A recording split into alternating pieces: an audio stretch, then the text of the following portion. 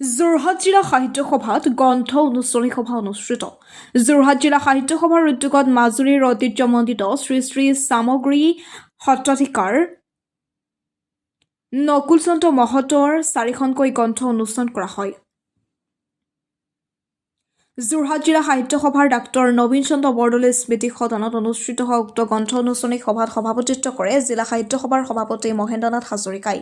কেইবাগৰাকী বিশিষ্ট ব্যক্তিৰ উপস্থিতিত নকুল চন্দ্ৰ মহন্তৰ পৰমাৰ্থিক তত্ত্ব গীতামৃত পুথিখন উন্মোচন কৰে জগন্নাথ বৰুৱা মহাবিদ্যালয়ৰ অৱসৰপ্ৰাপ্ত অধ্যক্ষ ডক্টৰ অঞ্জনা চলিহাই। তাৰ পাছতেই ভক্তিতত্ত্ব গ্ৰন্থখন উন্মোচন কৰে যোৰহাট জিলা সাহিত্য সভাৰ প্ৰাক্তন সভাপতি ডক্টৰ ৰাতুল চন্দ্ৰ বৰাই। ভক্তিৰ নৱৰত্ন গ্ৰন্থখন উন্মোচন কৰা বিশিষ্ট লেখক সাহিত্যিক হেমচন্দ্ৰ শইকীয়াই আৰু শংকৰ মাধৱ সংবাদ গ্ৰন্থখন উন্মোচন কৰে যোৰহাট জিলা সাহিত্য সভাৰ উপসভাপতি মাধৱ মহন্তই। যোৰহাটৰ পৰা ধ্ৰুৱজ্যোতি পাছৰ ৰিপৰ্ট AIN লাইভ। মই অত্যন্ত সুখ অনুভৱ কৰিছোঁ। এই কাৰণেই সুখ অনুভৱ কৰিছোঁ তেখেতে যি 4খন গ্ৰন্থ প্ৰস্তুত কৰিলে আটাইতকৈ গুৰুত্বপূৰ্ণ, সাম্প্ৰতিক সময়ত অত্যন্ত গুৰুত্বপূৰ্ণ এই কাৰণেই উচ্ছৃংখল যিটো সমাজ ব্যৱস্থাত শিক্ষক আৰু ছাত্ৰৰ মাজত যিখিনি উচ্ছৃংখল বা বেয়া পৰিৱেশ এটাৰ সৃষ্টি হৈছে, এই পৰিৱেশবিলাকক কিন্তু নাইকিয়া কৰিবৰ কাৰণে ভক্তিতত্ত্ব আৰু শংকৰ মাধৱ সংবাদ এই দুখন গ্ৰন্থই কিন্তু সাংঘাতিকভাৱে প্ৰভাৱ পেলাব। গতিকে মই আশা কৰিম সকলোৱে, বিশেষকৈ যুৱ পাঠকসকলৰ ক্ষেত্ৰত এই গ্ৰন্থ দুখন চোৱাটো অত্যন্ত প্ৰয়োজন, চাব লাগে। আৰু আমাৰ যি গীতা পৰমাৰ্থিক তত্ত্ব, ভকতিৰ নৱৰত্ন, এই দুখন গ্ৰন্থও কিন্তু অত্যন্ত গুৰুত্বপূৰ্ণ গ্ৰন্থ তেখেতে প্ৰস্তুত কৰিছে। যি দুখন গ্ৰন্থ অতি সহজ সৰল ভাষাৰে সকলোৰে বোধগম্য হ'ব পৰাকৈ তেখেতে প্ৰস্তুত কৰিছে। গতিকে মই আজি তেখেতৰ দুখন গ্ৰন্থৰ প্ৰকাশক অৱশ্যে আমাৰ প্ৰগতি মহন্ত বাইদেউ, তেখেতৰ ছোৱালী, তেখেতে প্ৰকাশ কৰিছে ভক্তিতত্ত্ব আৰু শংকৰ মাধৱ সংবাদ। তেখেতকো মই ধন্যবাদ জ্ঞাপন কৰিছোঁ। এইকাৰণে ইমান ব্যস্ত, তেখেত এগৰাকী শিক্ষয়িত্ৰী পেছাত, তেখেত অকলশৰীয়া এগৰাকী পিতৃক প্ৰতিপাল কৰাৰ পাছতো তেখেতে ইমান এটা ঐকান্তিক প্ৰচেষ্টা ৰাখিছে। দুখন গ্ৰন্থ, বিশেষকৈ গুৰুত্বপূৰ্ণ গ্ৰন্থ দুখন মই কৈছোঁ, শংকৰ মাধৱ সংবাদ আৰু ভক্তিতত্ত্ব, এই দুখন গ্ৰন্থ অতি গুৰুত্বপূৰ্ণ। সেই দুখন গ্ৰন্থ প্ৰকাশ কৰাৰ ক্ষেত্ৰত তেখেতে গুৰুত্ব দিছে। তাত তেখেতৰ আৰু দুখন গ্ৰন্থ প্ৰকাশৰ পথত আছে, ইতিমধ্যে ছপাশালত আছে। মই ভাবোঁ খুব সোনকালে সেই দুখন গ্ৰন্থ সাহিত্য সভাৰ মজিয়াতে উন্মোচন হ'ব। মই আশা ৰাখিছোঁ এই গোটেইকেইখন অমূল্য গ্ৰন্থ, যিহেতু তেখেতে বৰ সযতনে গ্ৰন্থ 4খন প্ৰস্তুত কৰিছে, আৰু গ্ৰন্থ আছে।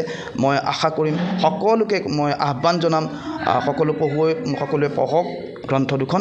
এটা সুন্দৰ বাতাবৰণ সৃষ্টি কৰিব পাৰিব সমাজত, এটা সুশৃংখল পৰিৱেশ কঢ়িয়াই অনাটো কিন্তু সেই দুখন গ্ৰন্থৰ মাজেদি খুব ভাল এটা প্ৰতিফলন পাম আমি, এইটো মই আশা কৰিছোঁ। আজি যোৰহাট জিলা সাহিত্য সভাৰ উদ্যোগত আমাৰ মাজুলী চামগুৰি সত্ৰৰ প্ৰাচীন সত্ৰৰ সত্ৰাধিকাৰ শ্ৰী নকুল চন্দ্ৰ মহন্তদেৱৰ 4খনকৈ গ্ৰন্থ উন্মোচন কৰা হয়। এই গ্ৰন্থকেইখন উন্মোচন কৰিছে আমাৰ অতি শ্ৰদ্ধাৰ যোৰহাট জগন্নাথ বৰুৱা মহাবিদ্যালয়ৰ অৱসৰপ্ৰাপ্ত অধ্যক্ষ ডাক্তৰ অঞ্জনা চলিহা বাইদেউ, আমাৰ যোৰহাট জিলা সাহিত্য সভাৰ প্ৰাক্তন সভাপতি ৰাতুল বৰাদেৱ, আমাৰ যোৰহাট জিলা সাহিত্য সভাৰ উপসভাপতি মাধৱ মহন্তদেৱ, আৰু আমাৰ অতি শ্ৰদ্ধাৰ এজন বিশিষ্ট লেখক সমালোচক হেমচন্দ্ৰ শইকীয়াদেৱে। গ্ৰন্থকেইখনৰ নামকেইটা হৈছে, আমাৰ অঞ্জনা চলিহা বাইদেৱে কৰিছে গীতামৃতখন, ৰাতুল চন্দ্ৰ বৰাই কৰিছে ভক্তিতত্ত্ব, হেমচন্দ্ৰ শইকীয়াই ভক্তিৰ নৱৰত্ন, আৰু মাধৱ মহন্তই শংকৰ মাধৱ সংবাদ। এই 4খন গ্ৰন্থ আজি আমাৰ যোৰহাট জিলা সাহিত্য সভাৰ উদ্যোগত উন্মোচিত হৈছে। তেখেত আচলতে 86 বছৰীয়া এজন অতি বয়সীয়া যি অসুস্থ ব্যক্তি, কিন্তু তেখেতৰ অতি হেঁপাহ আছিলে যে যোৰহাট জিলা সাহিত্য সভাৰ সহযোগত তেখেতৰ এই গ্ৰন্থকেইখন প্ৰকাশ হওক, আজি এই উন্মোচন হওক। সেইকাৰণে আজি এই গ্ৰন্থ উন্মোচনৰ অনুষ্ঠানটি অনুষ্ঠিত কৰা হৈছে যোৰহাট জিলা সাহিত্য সভাৰ উদ্যোগত। মই জয়তে সমূহ সংবাদসেৱী লোকসকললৈ মোৰ আন্তৰিক শ্ৰদ্ধা নিবেদন কৰিছোঁ। আজি এই যোৰহাট জিলা নহয় বা এইটো কেন্দ্ৰীয় যি কাৰ্যালয় অসম সাহিত্য সভাৰ কাৰ্যালয়ত আজি এটা ডাঙৰ অনুষ্ঠানেই হৈছে আমাৰ সত্ৰৰ তৰফৰ পৰা। এই ক্ষেত্ৰত সাহিত্য সভাকো আমাৰ সত্ৰাধিকাৰৰ হৈ বা আমাৰ সত্ৰৰ তৰফৰ পৰা আমি ধন্যবাদ জনাইছোঁ। বিশেষকৈ এই গ্ৰন্থ উন্মোচনৰ ক্ষেত্ৰত বা আমাৰ সত্ৰৰ ক্ষেত্ৰত এটা হয়তো বহুতে নাজানে যে আমাৰ মূল সত্ৰ হ'ল শ্ৰী শ্ৰী চামগুৰি প্ৰাচীন চামগুৰি সত্ৰ। এই সত্ৰতেই সকলোখিনি সকলো কলাৰেই চৰ্চা হৈছিলে।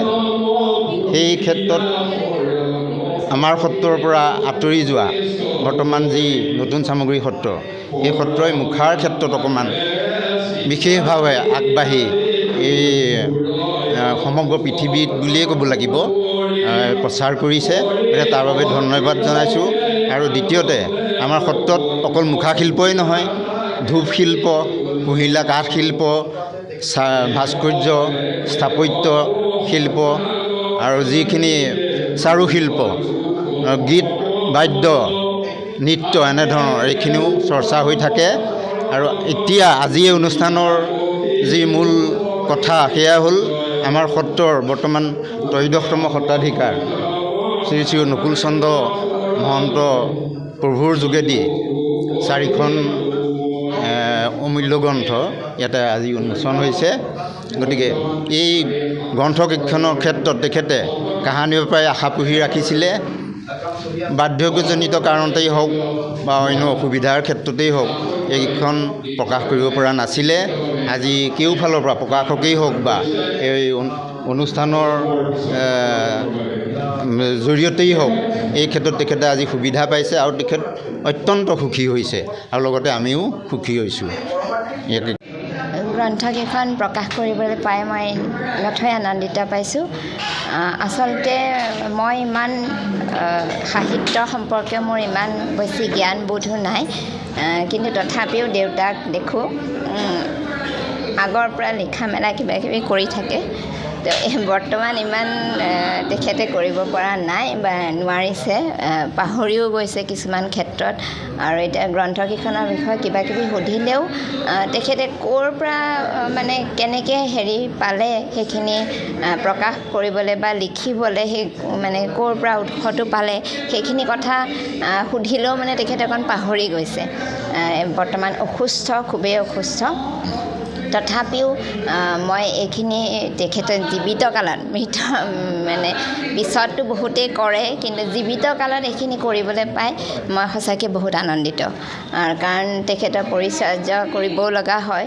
মই অকলশৰীয়া, দোকান বজাৰৰ পৰা আদি কৰি গোটেইখিনি মই নিজৰ শিক্ষা ক্ষেত্ৰত জড়িত হৈ আছোঁ। সেইখিনি কৰ্ম মই কৰিবলগীয়া হয়। তথাপিও মই এইখিনি কৰিবলৈ পাই কষ্ট বুলি নাভাবোঁ, এইখিনি কৰিবলৈ পাই মই নথৈ আনন্দিত।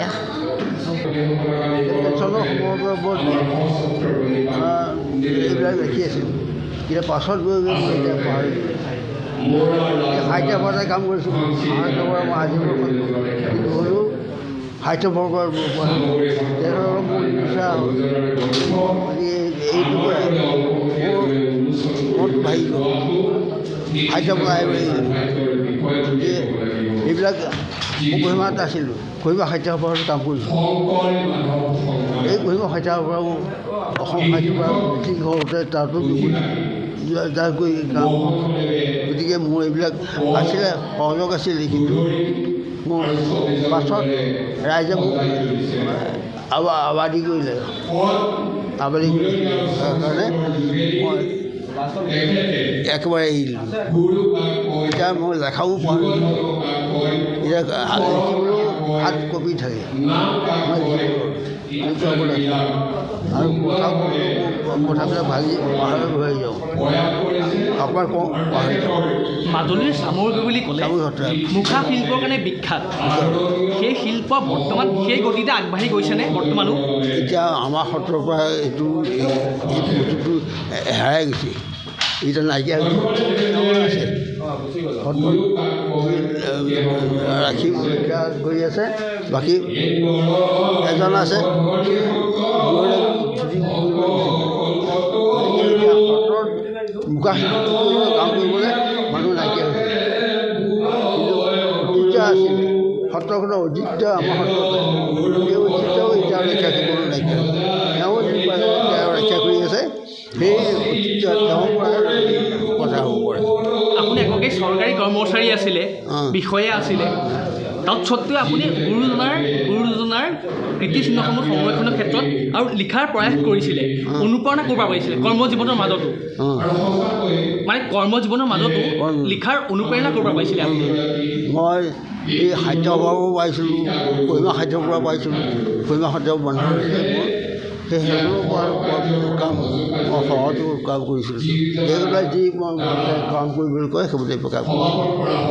আপুনি আজি সুখী আপোনাৰ 4খন গ্ৰন্থ উন্মোচন হৈছে কি ক'ব আপুনি যোৰহাট জিলা সাহিত্য সভা কি ক'ব আপুনি সাহিত্য সভা কি কৰোঁ মই এতিয়া মোৰ মনত নাহে আহিবলৈ হ'লে পাহৰি যাওঁ কথা ক'ব কৈ থাকিব আপুনি কিদৰে ধন্যবাদ দিব যোৰহাট জিলা সাহিত্য সভা